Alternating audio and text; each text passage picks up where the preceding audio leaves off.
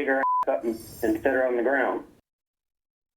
Okay, those are alarming words from a funeral director in response to questions from News 4 Investigates. A family has come forward saying that former funeral director took their money and now they can't give their grandmother a proper goodbye.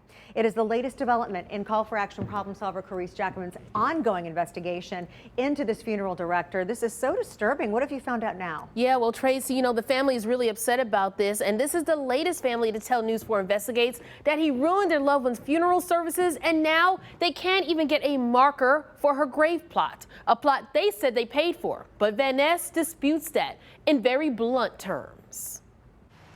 When Timothy O'Neill's family walks up to his grandmother's grave, the only reminder she's there is a little angel and a plastic cemetery vase. No headstone. He needs to do what's right and let me mark the grave where my grandmother's buried. He is Reed Van Ness, a former funeral director. O'Neill says the problem started with her obituary. The death certificate's wrong. The obituary has wrong names on it.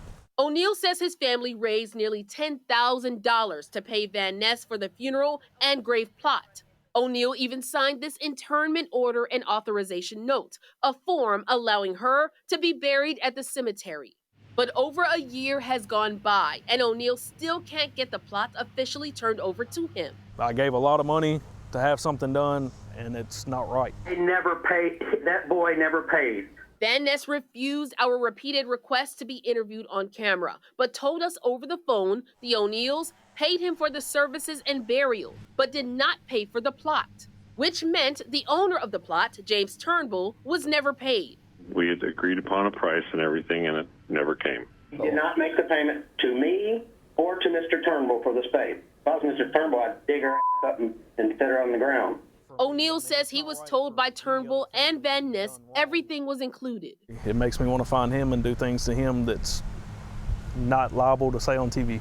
This isn't our first investigation into Reed Van Ness. He's facing 2 federal lawsuits against him for not properly caring for deceased bodies and shipping them home to their families overseas until several months later. Considering the 2 cases that's filed against him of the 2 Hispanic families going on, no, it does not surprise me at all.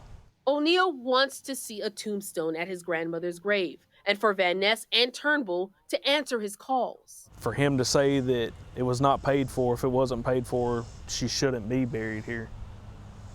The money was paid, so she's buried. I need to mark the grave. Now, the state is still investigating O'Neill's complaint and the others against Mr. Van Ness. Now, Mr. Van Ness formerly worked as a funeral director and embalmer, but he surrendered both of his licenses in March of last year, Tracy. Okay, there are so many twists and turns in this case, Carice.